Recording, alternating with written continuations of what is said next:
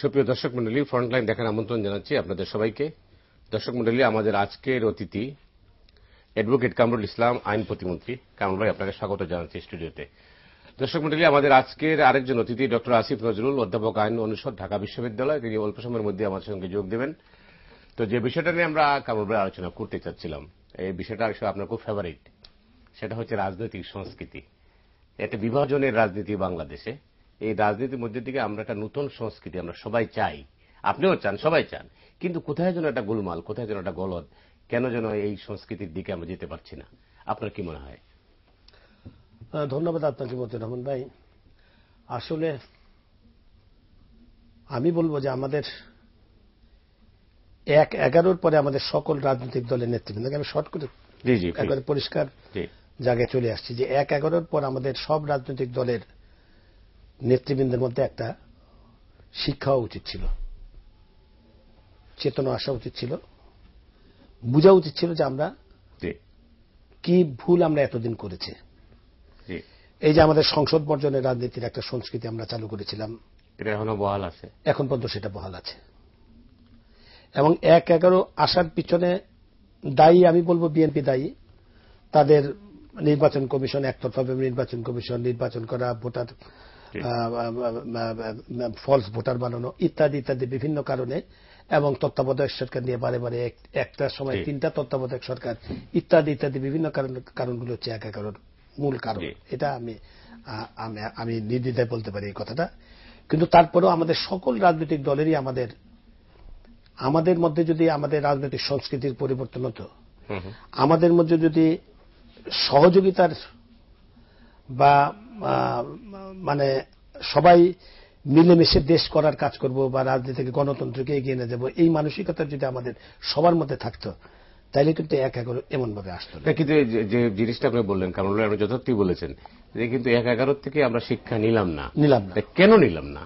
আমরা কি জানি তো 1/11 কিরকম আসলো আমাদের এই রাষ্ট্রের জীবনে? এখন যদি সত্যি কথা বলতে যাই, তাহলে বলতে হবে যে আসলে আমাদের রাজনীতিতে নিয়ন্ত্রণ করে দুটো দল, এটাই বাস্তব সত্য। আওয়ামী লীগ আর একদিকে বিএনপি। আমি বলবো আওয়ামী লীগ নেতৃত্ব দিচ্ছে স্বাধীনতার মুক্তিযুদ্ধের পক্ষের শক্তির নেতৃত্ব দিচ্ছে আওয়ামী লীগ, আর মুক্তিযুদ্ধের বিরোধী শক্তির নেতৃত্ব দিচ্ছে বিএনপি। এটা সত্য, এটাকে যে যতই আড়াল করার চেষ্টা করুক না কেন, এটাই সত্য। এবং আসলে আমাদের এই দুই দলের মধ্যে, এই দুইটা বড় দল, এই দুই দলের মধ্যে আমাদের আদর্শগত ফারাক অনেক বেশি ফারাক। এবং একটা দল সবসময় ষড়যন্ত্রের পথে ক্ষমতায় আসা বা ষড়যন্ত্রের পথে চলাফেরাটাকেই তারা বেশি পছন্দ করে, এবং এই ষড়যন্ত্রের পথে বেশি চলাফেরাটা পছন্দ করে বলেই আজকে এই অবস্থার বারে বারে এই অবস্থার সৃষ্টি হচ্ছে। এটাই হচ্ছে আসলে মূল কারণ। তারা যদি ষড়যন্ত্রের পথে চলাটা পরিহার করতে পারত, তারা যদি সোজা পথে চলতে পারত, গণতন্ত্র, মুখে গণতন্ত্র আমরা চাইব, কিন্তু গণতান্ত্রিক যে রীতিনীতি, শিষ্টাচার, সেগুলো যদি আমরা বর্জন করতে চাই, না মানি, বর্জন করতে চাই, তাহলে যতই গণতন্ত্রের কথা বলেন, সেই গণতন্ত্র কোন সময় প্রাতিষ্ঠানিক রূপ পাবে না। কিন্তু রাজনীতিবিদরা তো দিনের শেষে তো এই উপলব্ধি তো আছে যে আমরা যদি এরকম করি তাহলে তো আবার এই ধরনের সংকটে যাবে, তাহলে লাভবান হবে কারা? লাভবান হবে তারাই যারা 1/11 পরে যেই গোষ্ঠীটা ক্ষমতায় দখল করেছিল এবং যারা সেই ব্যাক করেছে সেই সরকারকে, তারাই ইনডাইরেক্টলি সেই ষড়যন্ত্রকারী লাভবান হবে, সেই গোষ্ঠীটাই লাভবান হবে। তাই তো গণতন্ত্রের কোনো লাভ হচ্ছে না, গণতন্ত্রের কোনো লাভ হচ্ছে না। এবং এরা, এই একটা গোষ্ঠী সবসময় চিন্তা করে যে আমি যদি ক্ষমতায় যেতে না পারি তাহলে আমার গণতন্ত্রের রেখে লাভ কি? আমি যদি ক্ষমতায় যেতে না পারি তাহলে জনগণের কথা ভেবে আমার লাভ কি?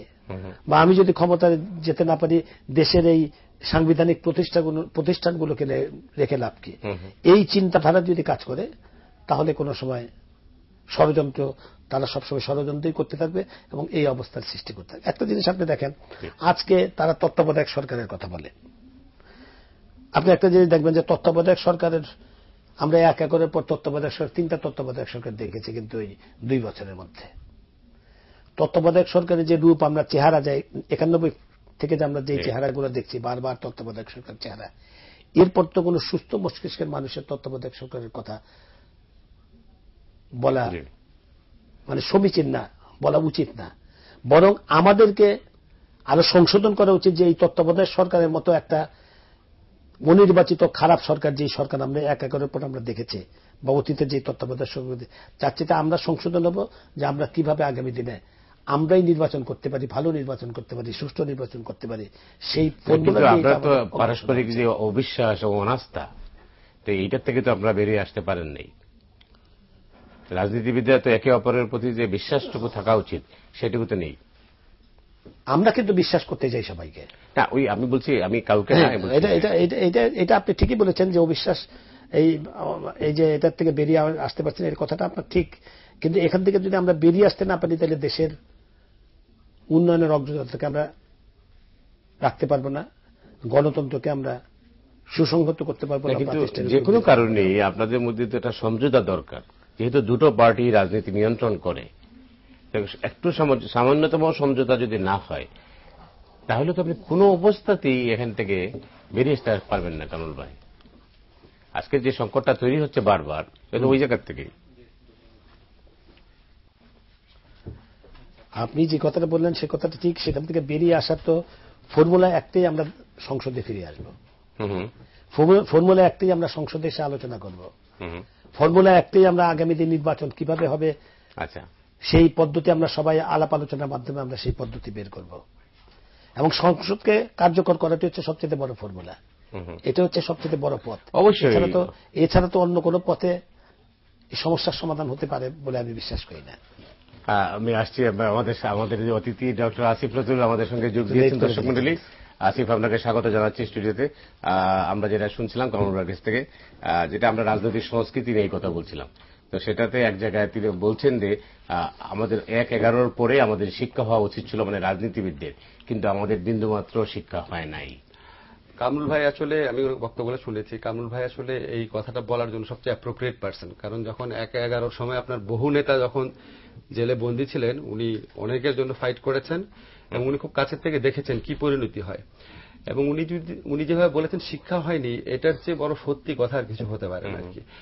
প্রথম 2-3 মাস আমরা বেশ কিছু পজিটিভ পরিবর্তন দেখেছিলাম, তারপর যে কি হলো কিছুই বুঝতে পারছি না। আপনার যতই দিন যাচ্ছে এমন একটা কনফ্রন্টেশনাল পলিটিক্সের দিকে চলে যাচ্ছে। এখন কামরুল ভাইরা একটা কাঠামোর ভেতরে আছেন, তো মানে ভেতরের মানুষ তো পুরো দৃশ্যটা দেখতে পারে না, আমরা দেখি আর কি। এবং আমাদের নিজেদের কাছে মনে হয় কি, যদি আবার একটা 1-11 সিচুয়েশন না হয় তাহলেই অবাক হব। কারণটা আপনাকে বুঝিয়ে বলি। 1-11 কেন হয়েছিল? 1-11 হয়েছিল আওয়ামী লীগ এবং বিএনপির ক্ষমতায় যাওয়ার মানে তীব্র লড়াই থেকে। আমি একদম সিমিলার সিচুয়েশন এখন আছে দেখেন। তখন বিএনপি আপনার একটা মানে চাতুর্যপূর্ণ নির্বাচন করতে চেয়েছে, ইঞ্জিনিয়ারিং করে নির্বাচন প্রক্রিয়াকে ইনফ্লুয়েন্স করে ইলেকশন করতে চেয়েছে। আওয়ামী লীগ এটা বাধা দিতে চেয়েছে রাজপথে শক্তি প্রয়োগের মাধ্যমে। এখন এক্স্যাক্টলি উল্টা হচ্ছে।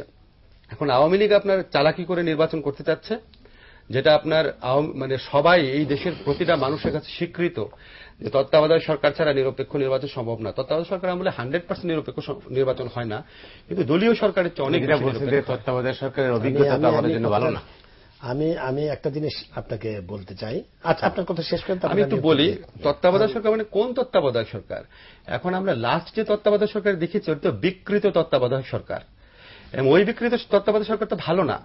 এবং ওই বিকৃত তত্ত্বাবধায়ক সরকার এই দেশে আনার পিছনে 100% দায়ী হচ্ছে বিএনপি এবং আওয়ামী লীগ, এটা নিয়ে কোনো সন্দেহ নাই কারো।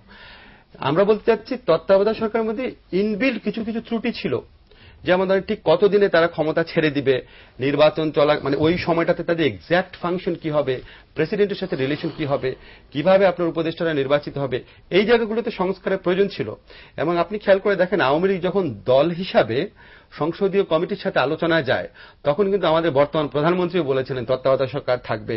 তারপর তত্ত্বাবধায়ক সরকার যদি 90 দিনের মধ্যে ইলেকশন না হয়, আমার স্পষ্ট মনে আছে উনি বলেছিলেন তখন তাহলে আগের সংসদ রিভাইভ করবে। তাও ওনার একটা ইনোভেটিভ চিন্তা ছিল। এবং ওনারা অনেকেই বলেছেন যে মেয়াদ করতে হবে, কার্যাবলীটা ফাংশনটা ক্যাটাগরিক্যালি আপনার স্পেসিফাই করতে হবে আর কি। তো যেখানে আমার সবচেয়ে অবাক লাগে, কামরুল ভাই আইনের জগতের মানুষ, সারা দেশের প্রতিটা রাজনৈতিক দল শুধু জাতীয় পার্টি আর এরশাদ ছাড়া চায় তত্ত্বাবধায়ক সরকার। হাইকোর্ট চায় তত্ত্বাবধায়ক সরকার, কারণ হাইকোর্ট তত্ত্বাবধায়ক সরকারের পক্ষে রায় দিয়েছে।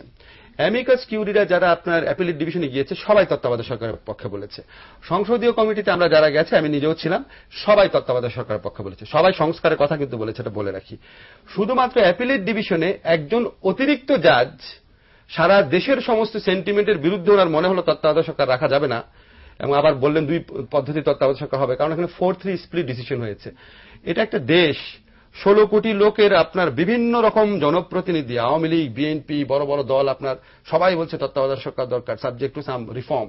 সমস্ত ল এক্সপার্টরা বলছে সবাই। এবং সবচেয়ে অদ্ভুত ব্যাপার হচ্ছে কি, যে এই অ্যাপিলেট ডিভিশন অ্যামিকাস কিউরিকে কেন ডাকে, আদালত মনে করছে আমি নিজে নিজে সিদ্ধান্ত নিতে পারবো না, কাজে আইন বিশেষজ্ঞদের ডাকে, তাদের কথা শুনি।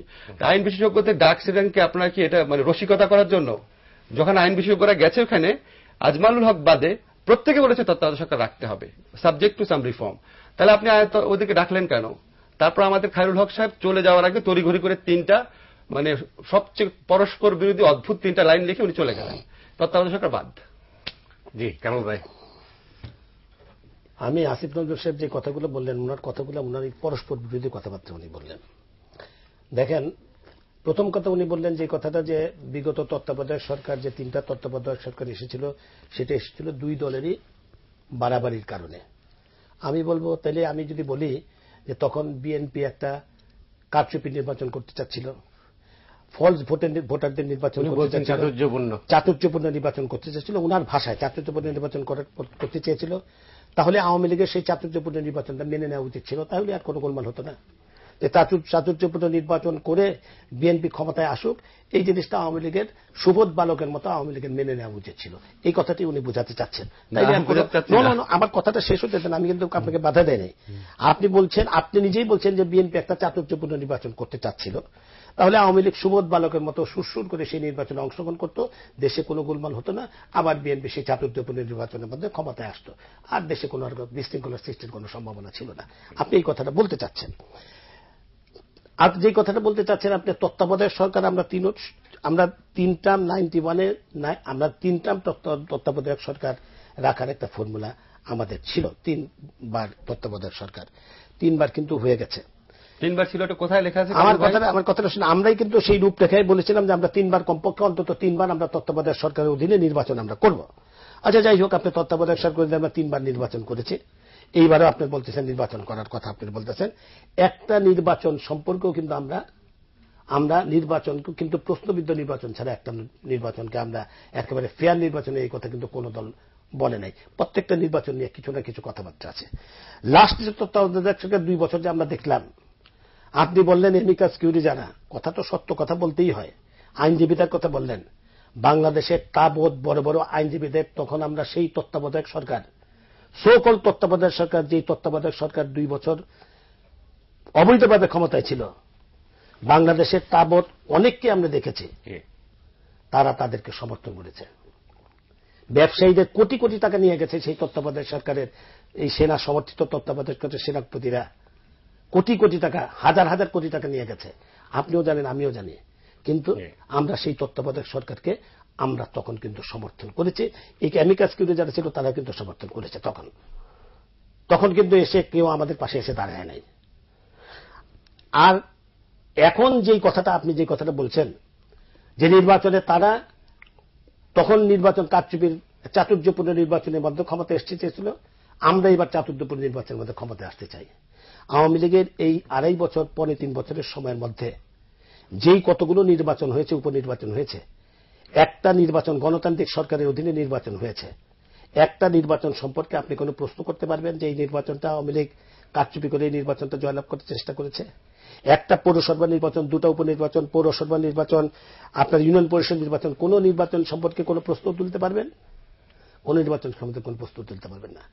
আমরা তত্ত্বাবধায়ক সরকার পদ্ধতির পক্ষে ছিলাম, বা তত্ত্বাবধায়ক পদ্ধতির রূপরেখা আমরাই দিয়েছি। তারা মানতে চায়, তারা বলেছে পাগল বা ইয়ে ছাড়া কেউ তত্ত্বাবধায়ক সরকার, তত্ত্বাবধায়ক নয়, শিশু ছাড়া। আমরাই কিন্তু তত্ত্বাবধায়ক সরকার ফর্মুলা দিয়েছিলাম। আমরা ফর্মুলা, তত্ত্বাবধায়ক সরকার পদ্ধতিটা গণতন্ত্রের টোটাল বিপরীত জিনিস। এটা গণতন্ত্রের সাথে কোনো সময় সামঞ্জস্যপূর্ণ না, এটা বিপরীত জিনিস। তারপরে আমরা প্রস্তাব দিয়েছিলাম, যেহেতু আমাদের সংস্কৃতি আমরা ভালো করতে পারি নাই, আমাদের যে সংস্কৃতি চালু হয় নাই, আমরা এই একটা সুষ্ঠু নির্বাচন করার মতো মানসিকতা বা আমাদের গণতান্ত্রিক প্রাতিষ্ঠানিকভাবে আমরা গণতন্ত্রকে প্রাতিষ্ঠানিক রূপ দিতে পারি নাই, যার জন্য আমরা তত্ত্বাবধায়ক সরকার। কিন্তু আজকে এতদিন পর 111-এর 3 এই 2 বছরের টানা তত্ত্বাবধায়ক সরকারের পর এখন তো আমাদের শিক্ষা অবশ্যই আমাদের হয়েছে, আমরা তত্ত্বাবধায়ক সরকার কেন নির্বাচন করে নির্বাচন কমিশন, নির্বাচন তো সরকার করে না। আজকে এই পুলিশ প্রশাসন আপনি দেখবেন 88 সালের নির্বাচন, 88 সালের যে এর সাথে ভোট ডাকাতি নির্বাচন, তারপর আপনার ওই 96 সালের 15ই ফেব্রুয়ারি নির্বাচন, খালেদা জিয়া 15ই ফেব্রুয়ারি যে নির্বাচনের মাধ্যমে ফারুক বদরুল্লাহ তাদেরকে সংসদে এনেছে আর মধ্যরাত্রে তত্ত্বাবধায়ক বিল পাশ করেছে, সেই নির্বাচন। পুলিশ কিন্তু প্রশাসন কিন্তু 88-র ভোট ডাকাতি নির্বাচন করেছে, আবার এই প্রশাসনে কিন্তু আবার ফেয়ার নির্বাচন করে। প্রশাসনকে আপনি যেভাবে ব্যবহার করবেন এরাই খারাপ নির্বাচনও করতে পারে, ভালো নির্বাচন করতে পারে। আমি একটা প্রশ্ন নেই দর্শক, আপনার কাছে আসছি। হ্যালো হ্যালো, ওয়ালাইকুম আসসালাম। হ্যালো, আসসালামু আলাইকুম। ওয়ালাইকুম আসসালাম। মন্দির থেকে আরিফুল হক বলতেছি। জি প্লিজ। আমার প্রশ্নটা 2টা প্রশ্ন করবো। প্রথম প্রশ্ন মাননীয় মন্ত্রী সাহেবের কাছে, যে আমরা রাজনীতির সংস্কৃতি নিয়ে কথা বলতেছি। আমরা তো মানে সরকারি যারা সরকারে আসবে, সরকারে আসার কথা বলে ক্ষমতায় আসা, মানে সরকার পরিচালনাকে তারা ক্ষমতা মনে করে। আজকে আমার মানে 2 দলের 2 প্রধান থেকে যে ভাষা বা যে বক্তব্য আমরা শুনি, এতে কি মনে হয় বাংলাদেশের রাজনীতির সংস্কৃতির কোন পরিবর্তন আসবে? দ্বিতীয় প্রশ্ন জনাব নজরুল কবির স্যারের কাছে, যে স্যার আপনার কি মনে হয় যে এক সরকার মানে সরকারের দল বলছে যে নির্বাচনে তত্ত্বাবধায়ক ছাড়াই আসতে হবে, বিরোধী দল বলছে তত্ত্বাবধায়ক নিয়ে আসতে হবে, তারা কি 16 কোটি মানুষের কথা চিন্তা করে এই ডিসিশন পাল্টাপাল্টি বক্তব্য দিচ্ছে? স্যার আসসালামু আলাইকুম। ধন্যবাদ। আমি একটু শেষ করে নিই আমার কথাটা। 88 নির্বাচন করেছে এই প্রশাসনে, ভোট ডাকাত সিল মারার নির্বাচন, গুন্ডার নির্বাচন। 15ই ফেব্রুয়ারি নির্বাচন করেছে এই প্রশাসনে, আবার এই প্রশাসনের এই পুলিশ প্রশাসন বলেন এই প্রশাসনে কিন্তু আবার ফেয়ার নির্বাচন করেছে, 96 নির্বাচন করেছে, 91 নির্বাচন করেছে, এইবার নির্বাচন। কাজে এই লোকগুলোই কিন্তু কিভাবে ব্যবহৃত হয় তারা, সেটা হল প্রশ্ন। আজকে নির্বাচন কমিশন কিন্তু নির্বাচন করে, নির্বাচন কমিশন যদি শক্তিশালী হয়, নির্বাচন কমিশন যদি স্বাধীন হয়, তাইলে কিন্তু কার অধীনে কোন সরকারের অধীনে নির্বাচন হবে সেটা প্রযুক্ত না। কেন তত্ত্বাবধায়ক সরকারের প্রশ্ন আসে কি, কেন দরকার কি? আমরা তত্ত্বাবধায়ক সরকার আসলে কি বিএনপিকে আবার ক্ষমতায় বসায় দেবে? এরকম তত্ত্বাবধায়ক সরকার আসবে যে আপনারা চ্যালেঞ্জ দিতে পারেন, বিএনপি চ্যালেঞ্জ দিতে পারে যে এই তত্ত্বাবধায়ক সরকার আসলে আমরা জিতে দেবো নির্বাচনে ইনশাআল্লাহ শিওর, আমরা আর কোন নির্বাচন জিতে পারে, এরকম কথা বলতে পারবে কেউ? আরেকটা কথা বলেছেন যে খায়রুল হক সাহেব যে রায় দিয়েছেন সেই রায় আরো 2টা তত্ত্বাবধায়ক সরকারের কথা তিনি বলে গেছেন। 2 টার্ম সংসদে আলাপ আলোচনার মাধ্যমে প্রয়োজন হলে 2 টার্ম রাখতে পারেন, এই কথাটি খায়রুল হক সাহেব বলেছেন। আমি ধরে নিলাম যে 2 টার্ম তাহলে তত্ত্বাবধায়ক সরকার প্রধান করবেন কাজে খায়রুল হক সাহেব মানবেন প্রধান? আমি সেই বিতর্কতে পরে আসেন। আপনারা যদি আপনারা এত প্রেম তত্ত্বাবধায়ক সরকারের জন্য, যদি তত্ত্বাবধায়ক সরকারই যদি হতো, প্রথম প্রশ্ন আপনারা তত্ত্বাবধায়ক সরকার বাতিল করেছে, প্রথম প্রশ্ন। দ্বিতীয় প্রশ্ন যদি আসেন তাহলে খায়রুল হক সাহেবকে তত্ত্বাবধায়ক সরকার প্রধান আপনারা মানবেন? তা তো মানবেন না। আর দ্বিতীয় প্রশ্ন যদি কথা বলতে চান সংসদে আলাপ আলোচনার মাধ্যমে, তো আগামী নির্বাচন কিভাবে হয় সেটা চিন্তা করতে পারতেন। এইগুলো কথাবার্তা আসলে মানে এরা কোন সময় দেশের গণতন্ত্রকে বিকশিত হতে দিতে রাজি। ভাই আপনার কথা তো আমরা সবসময় টিভিতে শুনি, এখন আমাদের একটু কথাটা শোনেন। বলেন। যেমন একটা বললাম না প্রথম কথা, যে আওয়ামী লীগ এবং বিএনপির কারণে আসছে।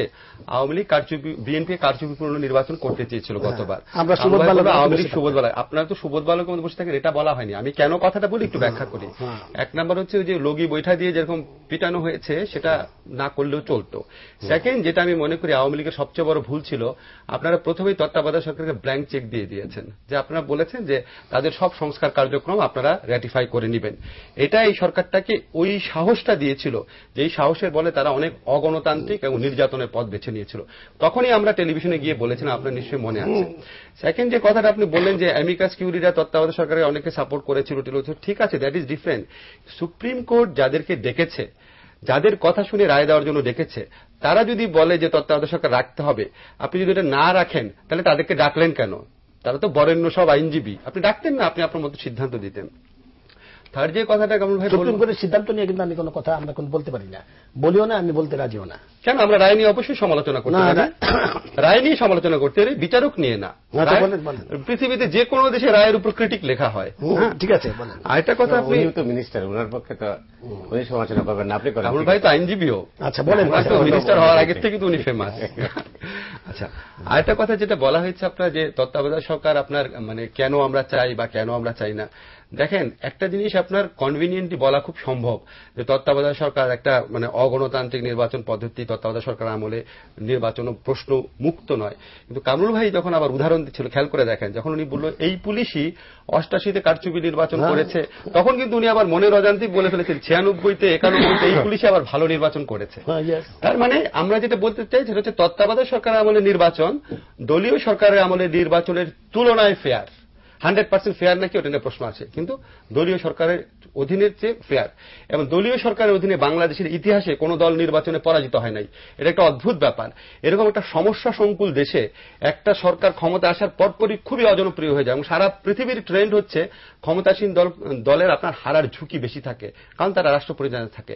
বাংলাদেশে কোন দলীয় সরকারের অধীনে নির্বাচনে ওই দল পরাজিত হয় নাই। আবার তত্ত্বাবধায়ক সরকারের অধীনে যতগুলো ইলেকশন হয়েছে প্রত্যেকবার পরাজিত হয়েছে। তার মানে হচ্ছে তত্ত্বাবধায়ক সরকারের মধ্যে এক ধরনের ইনবিল্ড ইম্পার্শিয়ালিটি থাকে। আরেকটা কথা কামরুল ভাই যেটা বলেছেন যে তত্ত্বাবধায়ক সরকার আপনার ওই রায়ের কথা যেটা বলেছেন 1 লাইন 2 লাইন বা 3 লাইন, এই 3টা লাইন তো আমার মুখস্থ আছে। প্রথম লাইনে উনি বলেছেন অবৈধ, দ্বিতীয় লাইনে বলেছেন জনগণ এবং রাষ্ট্রের নিরাপত্তার স্বার্থে আরো 2 টার্ম তত্ত্বাবধায়ক সরকার ইলেকশন করা যেতে পারে। তো তত্ত্বাবধায়ক সরকার ইলেকশন যদি না করা হয় তার মানে জনগণ এবং রাষ্ট্রের নিরাপত্তা। থার্ড লাইনটা হচ্ছে, থার্ড লাইন কামরুল ভাই আপনি ভুলে গেছেন, আপনার অনেক কাজ করতে হয় তো। থার্ড লাইন হচ্ছে যদি উনারা বিচারকদেরকে যেন না রাখেন এবং এই ব্যাপারে যেন সংসদে আইন প্রণয়ন করেন। এটা তো খায়রুল হক সাহেব নিজেই বলে গেছেন। দ্বিতীয় বিষয়টা তো পরামর্শ। আচ্ছা, আমি আসছি, এটা ছোট্ট বিরতি নিতে হচ্ছে, এরপরেই আসছি আলোচনায় আর কি।